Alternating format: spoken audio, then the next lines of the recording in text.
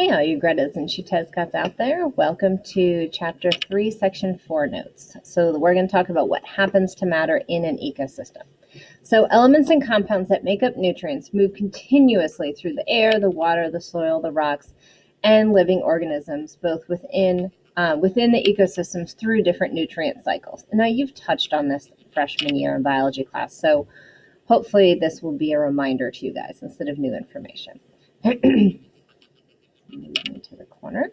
So nutrient cycles within and among ecosystems. So nutrient cycles is the simple way to say it, or biogeochemical cycles. Bio means life, geo means rock, and chemicals refers to chemicals. So they're all those aspects working together. They are driven either directly or indirectly by incoming solar radiation and Earth's gravity. So the sun controls everything, which we'll talk about multiple times this year. So we have our nutrient cycles, which includes the hydrologic or water cycle, carbon cycle, nitrogen cycle, and phosphorus cycles. Human activities are definitely disrupting these cycles, so we're going to work our way through each one of these cycles, but then also talk about what humans are doing to mess them up. Certain nutrients may accumulate in temporary reservoirs, including the atmosphere, oceans, and other bodies of water, underground deposits, and living organisms. So hydrologic or water cycle. We have evaporation and precipitation. So the water cycle is going to collect, purify, and distribute Earth's fixed supply of water. We have the same water we've always had. We will never not have water. We may run out of clean, fresh water, but we will always have some type of water. So incoming solar radiation causes evaporation. The sun causes water to evaporate. That's it. So we're going from liquid to a water vapor. Most water vapor rises and condenses into clouds, and then 90% of the water vapor above land is contributed by transpiration, which is evaporation from plants. So on the underside of plants, you actually have little tiny holes in the leaves, and the sun causes those leaves to open, or the holes to open, and then water will actually leave through the plants. Gravity draws water back to Earth as precipitation, so that could be rain, snow, sleet, whatever you got. Most precipitation falling on land ecosystems becomes what's called surface runoff. So think after or during a storm when you see the water running down your street, that can be considered runoff. So it flows over the land into streams, rivers, lakes, wetlands, ocean, anywhere, and then from there it usually evaporates. Some goes into the soil.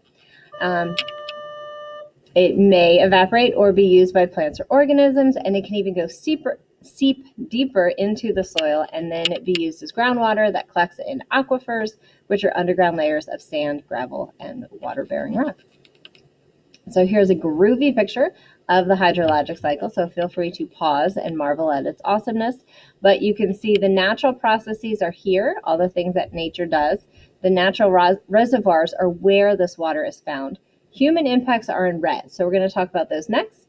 The blue is our natural pathways, and then the red arrows are the pathways affected by human activities. So you guys can read, but feel free to pause this and look at this graphic just a little bit more.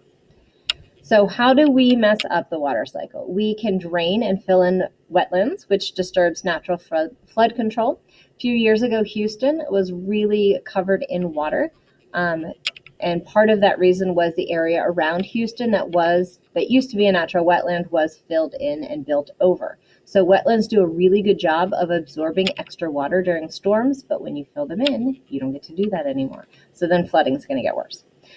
We also are taking our freshwater resources much faster than natural processes replenish it.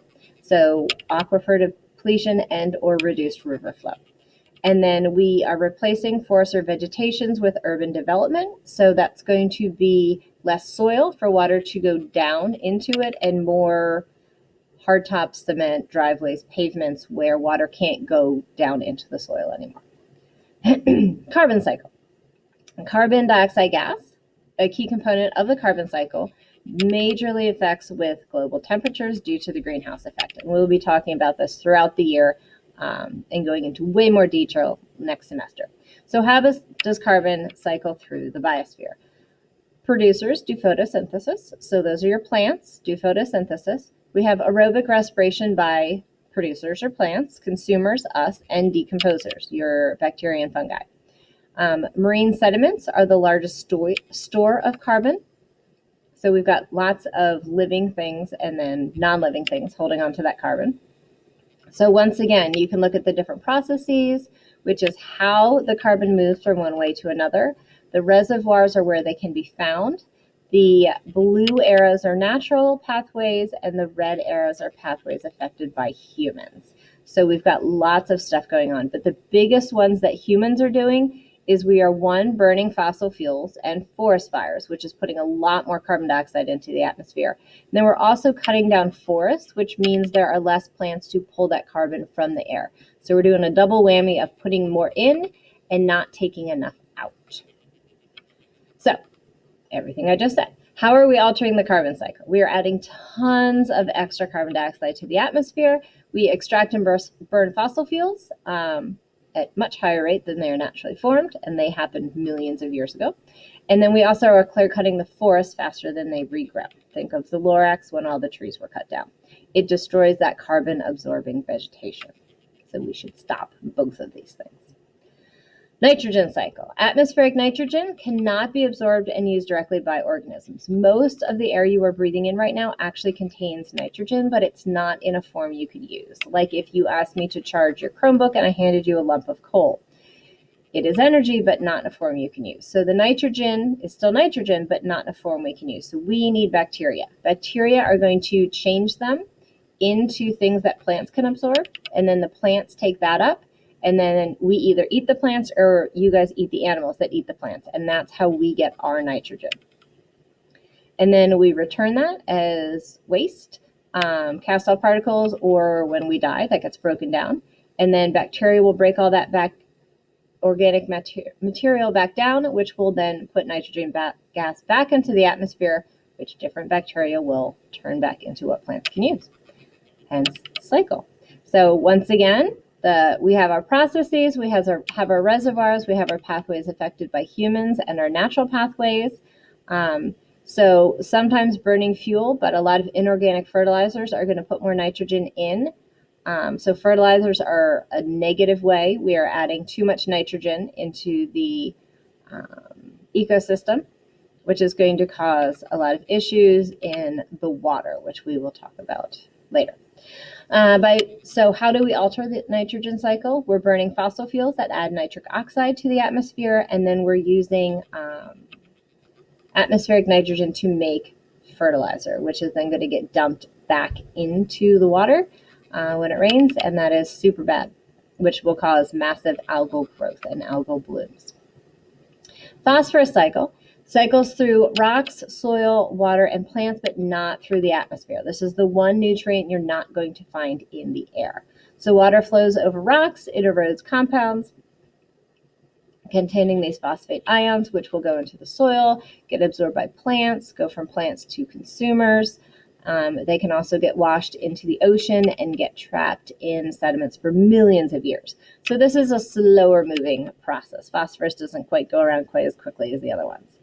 So here is your picture with your processes, your reservoirs, pathways affected by humans, and our natural pathways. So how do we affect the phosphorus cycle? We mine phosphorus deposits to make fertilizer. And we also clear forests, which is going to increase erosion and reduce the phosphorus in the topsoil. And we talked about last chapter how reducing ground cover and reducing plants is going to cause a lot more erosion and cause a lot more nutrient loss. And phosphorus is one of those nutrients that is lost. We also, because of fertilizer runoff and this topsoil erosion, dump way too much phosphorus into the water, which is going to cause algal blooms, which you read about in a case study already this year, and we will talk more about later. All right, you guys have survived. So before I go, I want to remind each and every one of you that you guys are good enough, you guys are smart enough, and that people like you. And in case I don't see you, good afternoon, good evening, and good God, do your homework.